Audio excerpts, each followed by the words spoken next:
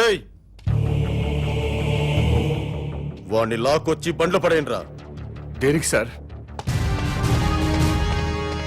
Shoot చేసి పారేస్తున్నా కొడుకు. Public గా మర్డర్ చేసి ఇంకా అమాయకంగా మాట్లాడుతున్నావా? నా భార్యను చంపేశారని రిపోర్ట్ ఇస్తే పనిచేయని చట్టం నేను మర్డర్ చేస్తే నన్ను అరెస్ట్ చేయడానికి ఎలా పనిచేస్తుంది సార్? నేను ఈ రాష్ట్ర పౌరుణ్ణి కాదు, భారతీయుణ్ణి కాదు. అలాంటప్పుడు మీ భారతీయ చట్టాలు నాకు వర్తించవని తెలియదా సార్?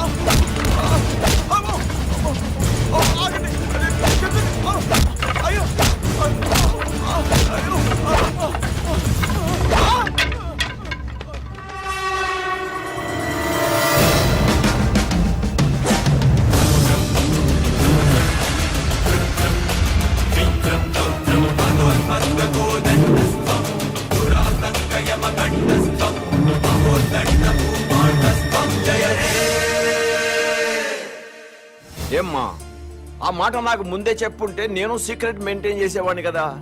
సొసైటీ మీద మీ ముగ్గురికైనా ప్రేమ నాకు లేదనుకుంటున్నావా? Thank you daddy. ఒకసారి ఫోన్ మహేష్కి ఇవ్వమ్మా. నమస్కారం సార్. బాబు, మా అమ్మాయి చెప్పడం వల్ల నీ గురించి తెలిసింది. మా బడుద్దాయిల వల్ల నీ కుటుంబాన్ని పోగొట్టుకున్నావు. అయినా ఇది నువ్వు వ్యక్తిగత కక్షతో చేయటం లేదు. I appreciate your attitude. నీకు తప్పకుండా హెల్ప్ చేస్తాను. Thank you sir. Sir, common man అసలు పేరు మహేష్. మీ అబ్బాయి శంకర్ని చంపినవాడు సార్.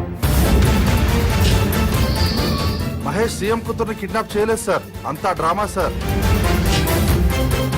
ఈ విషయం ముఖ్యమంత్రి గారికి కూడా తెలుసు సార్.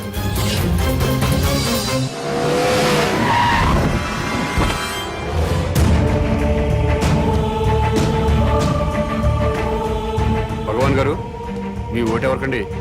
ఈ ఎలక్షన్స్ 3 రోజుల ముందు తిరుపతి వెళ్తాం. ఈ ఎలక్షన్స్ అయ్యేంత వరకు అక్కడే ఉండి తిరిగి వచ్చాక సీఎం ఎవరెవరో టీవీలో చూస్తాం. ఆకలిస్తే భోజనం చేసి పడుకుంటాం.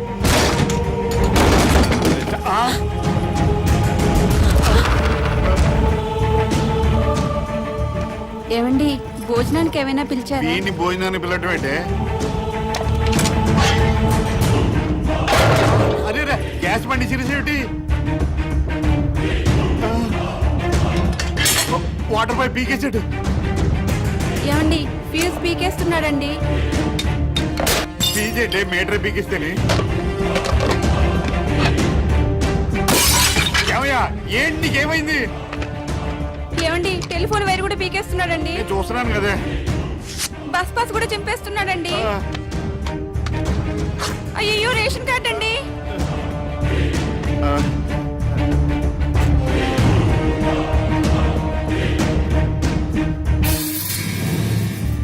మీరెప్పుడూ ప్రభుత్వం ఇచ్చే గ్యాస్ కనెక్షన్ వాడడానికి వీల్లేదు. కార్పొరేషన్ ఇచ్చే మంచినీళ్లు తాగడానికి వీల్లేదు. డ్రైనేజ్ సిస్టమ్ వాడడానికి వీల్లేదు. ఆర్టీసీ బస్ పాస్ వాడడానికి వీల్లేదు. రేషన్ కార్డు వాడడానికి వీల్లేదు. బిఎస్ఎన్ఎల్ ఫోన్ వాడడానికి వీల్లేదు. ఏ, ఎందుకు వీలేదు? మేమేం తప్పు చేశాం?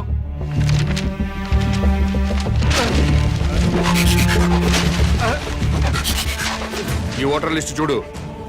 మీకు ఓటు హక్కు వచ్చిన దగ్గర నుంచి ఏ రోజు ఓటు వేయలేదు. వెయ్యకపోతే ఏంటి? ఏంటి వెయ్యకపోతే? ప్రజలు తమ ఓట్లతో ప్రభుత్వాన్ని ఏర్పాటు చేసుకుంటారు. ప్రజల ఓట్లతో అధికారంలోకి వచ్చిన ప్రభుత్వం ఓట్లేసిన ప్రజలకే సేవ చేస్తుంది, వారికే సౌకర్యం కల్పిస్తుంది. మీరెప్పుడూ ఓటేయలేదు కాబట్టి ఈ ప్రభుత్వానికి మీకు ఎలాంటి సంబంధం లేదు. కాబట్టి ఈ ప్రభుత్వం కల్పించే సౌకర్యాలన్నీ మీకు కట్ చేశాను. ఏ, మీ ఓట్లు అయిపోతేనే ప్రభుత్వాలు ఏర్పడలేదా? ఎమ్మెల్యే రావట్లేదా? ఎంపీలు రావట్లేదా? మంత్రులు రావట్లేదా? ముఖ్యమంత్రులు రావట్లేదా? మేము ఓట్లు వేయకపోతే ఏమాగిని అవుతున్నారు.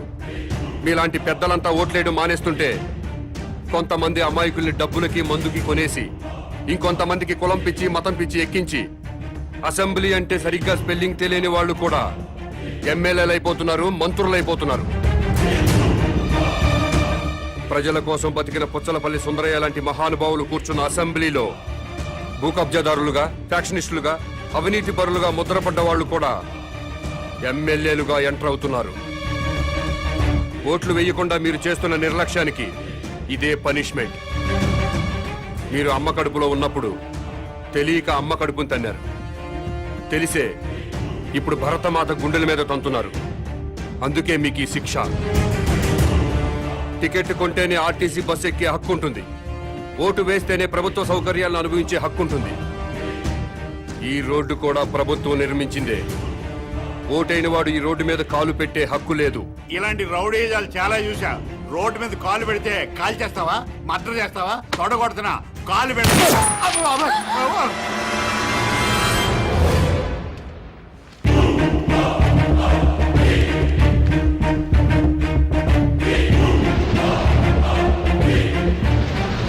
ఎలక్షన్ టైం వస్తే చాలు ప్రతి ఓడు ఇంటికి రావడం, తలుపులు కొట్టడం, దండాలు పెట్టడం, మాకే ఓటేయండి అని అడగడం, ఆ తర్వాత మేము క్యూలో నిల్చోవడం, ఓటేయడం, ఇవన్నీ మాకెందుకండి?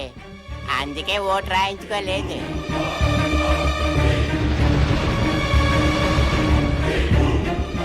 ఏ దేశం మీది? మీది మా దేశం కాదు, మా రాష్ట్రం కాదు, మా జిల్లా కాదు, మా దేశ పౌరులు కారు. అయినా మా దేశంలో అక్రమంగా ఉంటున్నారు.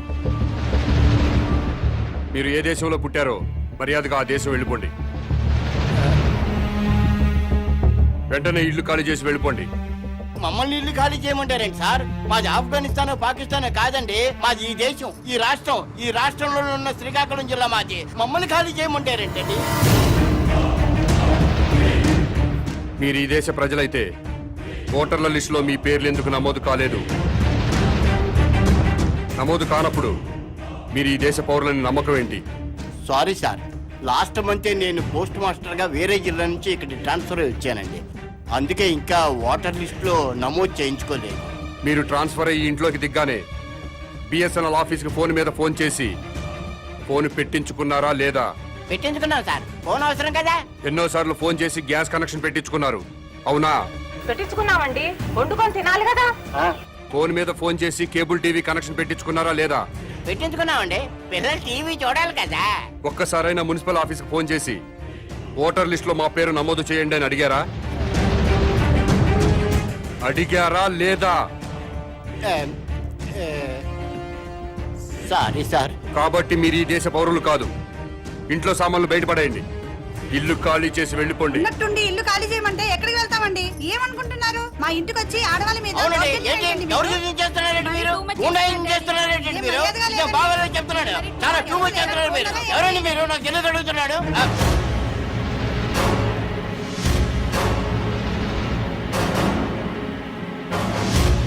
ఖాళీ చేస్తారా, చస్తారా? పడతాయి, ప్రజలు బాగుపడతారు. నేను ఈ విషయాన్ని ఎలక్షన్ కమిషన్ దృష్టికి తీసుకెళ్తా, కేంద్రంతో మాట్లాడి రాజ్యాంగ సవరణ కృషి చేస్తా. Mahesh, congratulations yeah.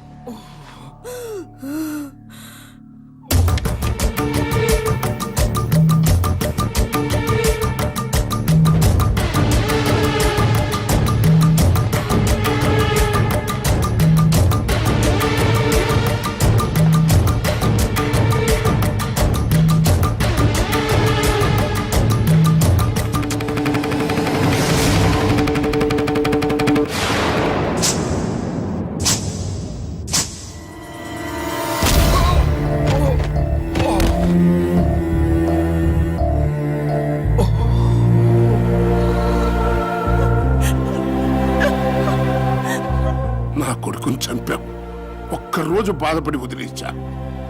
నన్ను పబ్లిక్ లో చెప్పు తీసి కొట్టావు, అయినా సహించా. ఎందుకో తెలుసా? నా కొడుకు ప్రాణం కంటే నాకు నా పదవే నా ప్రాణం. అసలు నా పొలిటికల్ లైఫ్ ని చంపేయాలని చూశావు. అందుకే దాని పొట్లో పలుగు దింపావు.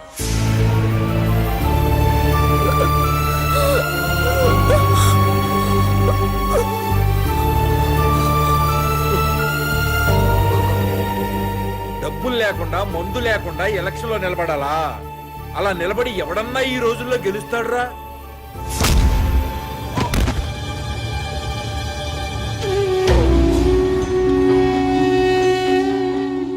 జనానికి సంక్రాంతి, రంజాన్, క్రిస్మస్ లాగా ఎలక్షన్స్ అంటే పెద్ద పండగరా, డబ్బుల పండగరా, మందు పండగరా. ప్రజలకి ఆ పండగను దూరం చేస్తావురా బట్టమా.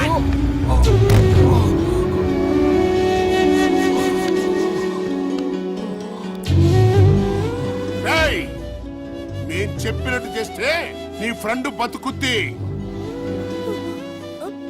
చెప్పు, చేస్తావా లేదా?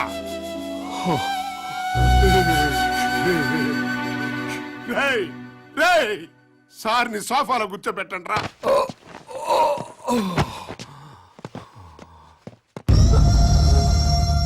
ఇప్పుడు మేము స్టింగ్ ఆపరేషన్ చేయబోతున్నాం. అంటే నువ్వు మంచివాడు అని ప్రపంచం అంతా అనుకుంటోంది కదా. నిన్ను బ్లాక్ మెయిలర్ అని ప్రూవ్ చేయబోతున్నాం. ఇప్పుడు నేను చెప్పింది యాజ్ టీజ్ గా చెప్పేసి.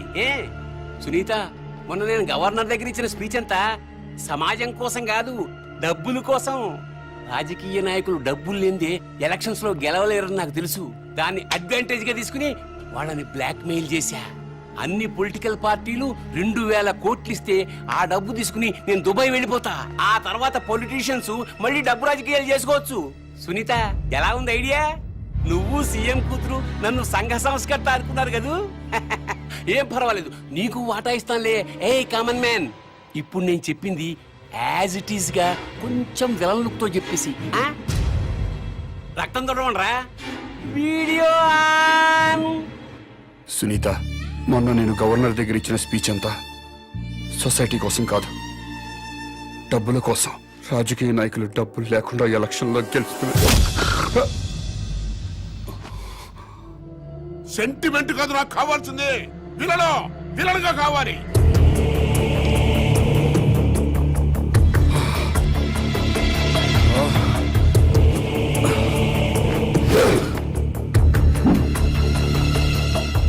నేను గవర్నర్ దగ్గర ఇచ్చిన స్పీచ్ అంతా సొసైటీ కోసం కాదు. ఇన్నాళ్ళు ప్రజల గుండెల్లో హీరోగా వెలిగిపోయిన కామన్ మ్యాన్ ఒక్కసారిగా విలన్ లా మారిపోయాడు. ముఖ్యమంత్రి గారి కుమార్తెతో పాటు కిడ్నాప్ కి గురైన ఛానల్ రిపోర్టర్ సునీత చేసిన స్టింగ్ ఆపరేషన్ తో కామన్ మ్యాన్ అసలు రంగు బయటపడింది. అతని అసలు రూపం ఏంటో మీరే చూడండి. నేను గవర్నర్ దగ్గర ఇచ్చిన స్పీచ్ అంతా సొసైటీ కోసం కాదు, డబ్బుల కోసం. రాజకీయ నాయకులు డబ్బులు లేకుండా ఎలక్షన్లో గెలవలేరని నాకు తెలుసు. దాన్ని అడ్వాంటేజ్ గా తీసుకుని నేను బ్లాక్ మెయిల్ చేశాను. నాకు పొలిటికల్ పార్టీలన్నీ కలిపి 2000 కోట్లు ఇస్తే అది తీసుకుని నేను దుబాయ్ వెళ్ళిపోతాను. సునీత, ఎలా ఉంది నా ఐడియా?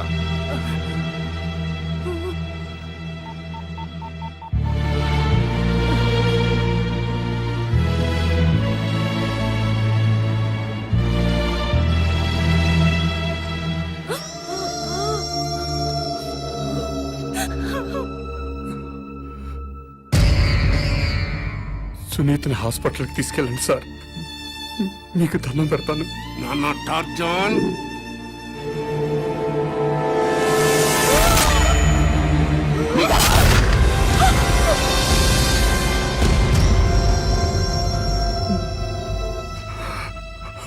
ఏ మ్యాన్ కామను, ఇప్పుడు నువ్వు మాట్లాడిందంతా ఆ జర్నలిస్టు షూట్ చేసి రికార్డ్ చేసేసి టీవీ వాళ్ళకి పంపేసింది. వాళ్ళు టెలికాస్ట్ చేసేశారు.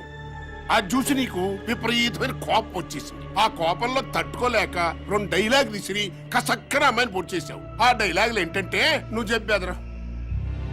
ఎంత ధైర్యమే నీకు? నన్ను స్ట్రింగ్ ఆపరేషన్ చేస్తావా? నిన్ను బతకనివనే అని చెప్పి ఆ జర్నలిస్ట్ ని కసక్కన పొడి చేసావు. అది మేము షూట్ చేసి టీవీ వాళ్ళకి ఇచ్చేస్తాం. ఇది చెప్పు. Camera on.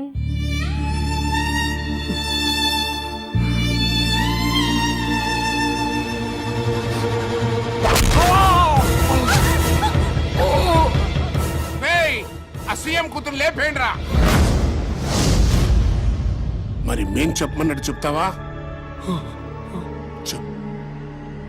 చెప్పు. నన్నే స్టింగ్ ఆపరేషన్ చేస్తావా? ఎంత ధైర్యమే నీకు? నిన్ను బతకనివ్వను. కామన్ మ్యాన్ పరమ కిరాతకాన్ని కొడిగట్టాడు.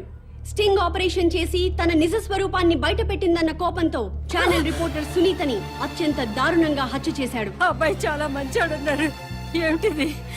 ఉండు ఉండు. ఫోన్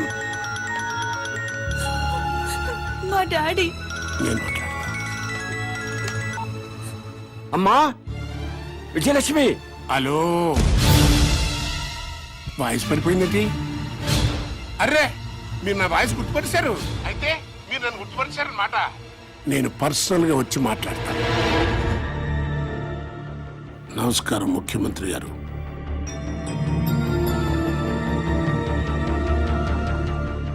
మీరు వయోభారం వల్ల ముఖ్యమంత్రి పదవి నుంచి తప్పుకుంటున్నారు. మీకు వారసుడిగా నన్ను ముఖ్యమంత్రిగా ప్రకటిస్తున్నారు.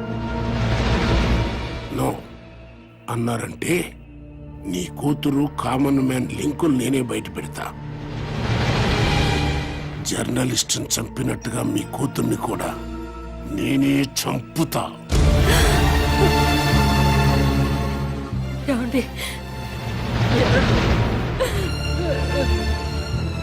ముఖ్యమంత్రి పదవికి ఈ రోజే రాజీనామా చేస్తాను.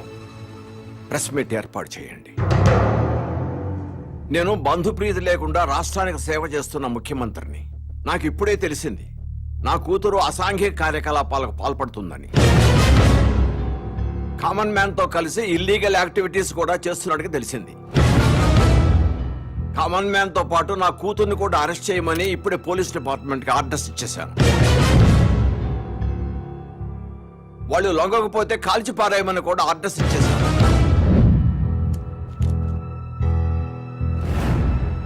రేయ్, నువ్వు ఎన్ని ప్లాన్స్ వేసినా నిన్ను మాత్రం ఈ రాష్ట్రానికి ముఖ్యమంత్రిని కానివ్వరు.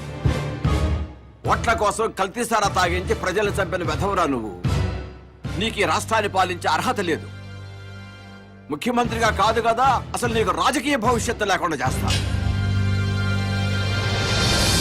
చెప్పు డాడీ.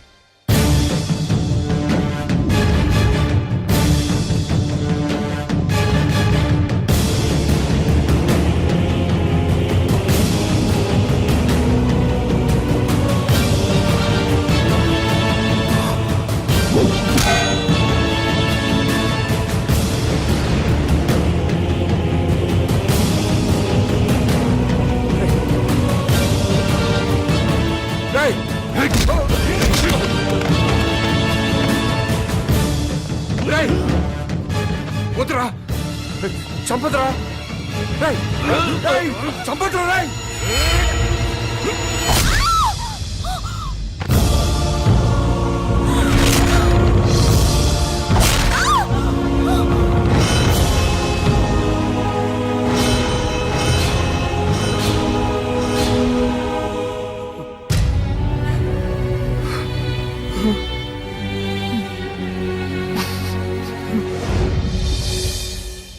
కామన్ మ్యాన్ మానవ మృగంలా మారిపోయాడు. ముఖ్యమంత్రి గారి కూతుర్ని దారుణంగా హత్య చేశాడు. చెత్త కుప్పల మీద శవాన్ని పడేశాడు. నమ్మశక్యం కాని విషయం ఏంటంటే ముఖ్యమంత్రి గారి కూతురు కామన్ మ్యాన్ ఇద్దరు స్నేహితులు కావడం. ఈ విషయాన్ని ముఖ్యమంత్రి గారే స్వయంగా ప్రకటించిన నేపథ్యంలో ఈ హత్య జరగడం గమనార్హం.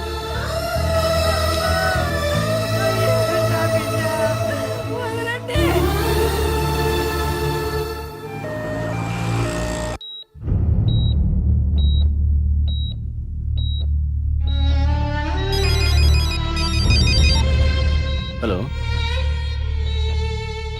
సార్, బాడీని గవర్నమెంట్ హాస్పిటల్ తీసుకొచ్చారంట.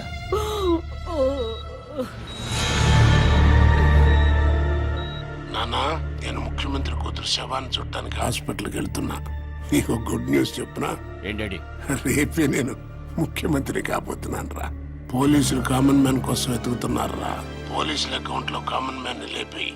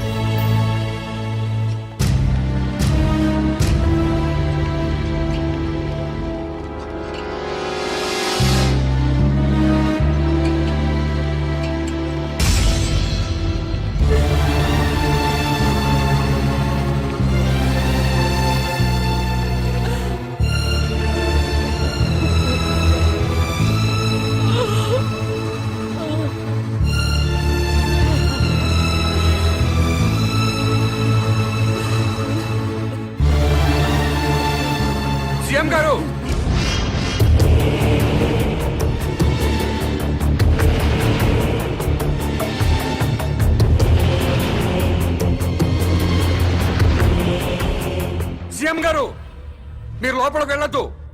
మిమ్మల్ని చంపడానికి ప్లాన్ చేశారు. సార్, అందరూ బయటకు వచ్చేయండి. గవర్నర్ గారు, ప్లీజ్ నా మాట వినండి సార్. ప్లీజ్ సార్, లోపలికి వెళ్ళొద్దు. రండి సార్. సీఎం గారు కూతురు చంపిన రాసుకెళ్ళి నీ మాట ఏమన్నా నమ్ముతాడు రా? అదంతా పాత కదయ్యా. ఇప్పుడు ఇప్పుడు ఆడిక్కడికి వచ్చింది సీఎం గారిని లేపేయడానికి. ఆ. కలిసేయి.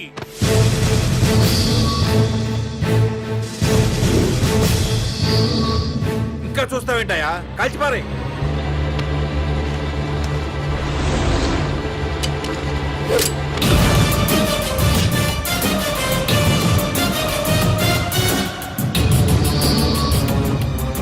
ఏమండి, మన అబ్బాయి అండి. అంటే నేను పోతానే.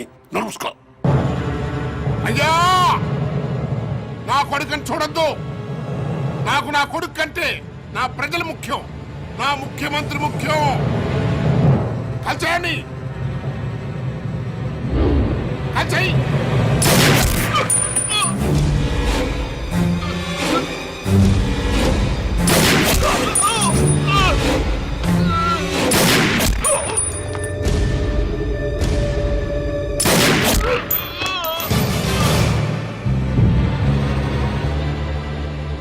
సీఎం గారు, ఒక్క ఛాన్స్ ఇవ్వండి.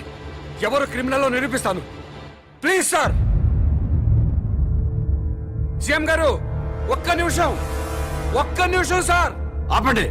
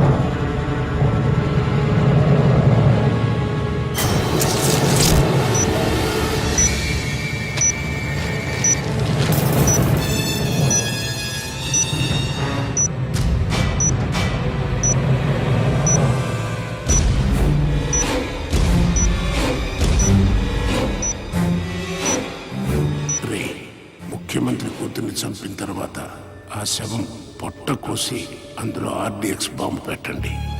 శవం హాస్పిటల్కి వస్తుంది. కూతుర్ని చూడటానికి ముఖ్యమంత్రి అక్కడికి వస్తాడు. శవం మీద కప్పిన గుడ్డ తీస్తుండగానే మనవాడు రిమోట్తో బాంబు పేలుస్తాడు. సీఎం స్పాట్లో చచ్చిపోతాడు. నెక్స్ట్ సీనియర్ నేనే కాబట్టి ఈ రాష్ట్రానికి నేనే ముఖ్యమంత్రిని అవుతాను.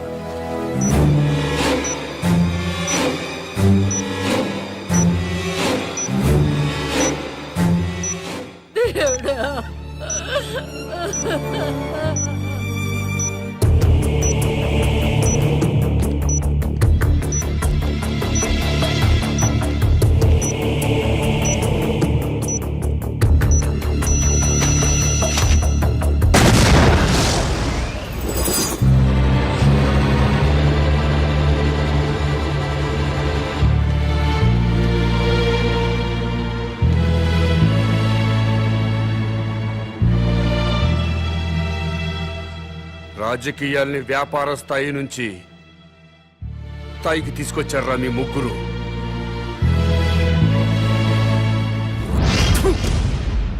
మనిషిగా పుట్టాం, కానీ మనిషిగా బతకడం మానేశాం. కమ్మవాడిగానో కాపువాడిగానో మరో కులం వాడిగానో బతుకుతున్నాం. హిందువులా, ముస్లింలా, క్రిస్టియన్లా బతుకుతున్నాం. కేవలం ఓటర్లా బతుకుతున్నాం. ముందు మనుషులుగా బతకడం నేర్చుకోండి. దేశం దానంతట అదే బాగుపడుతుంది. నా మాట విన్నారా? మేరా భారత్ మహాన్. వినలేదా? మేరా బాల్ కి బరాబర్.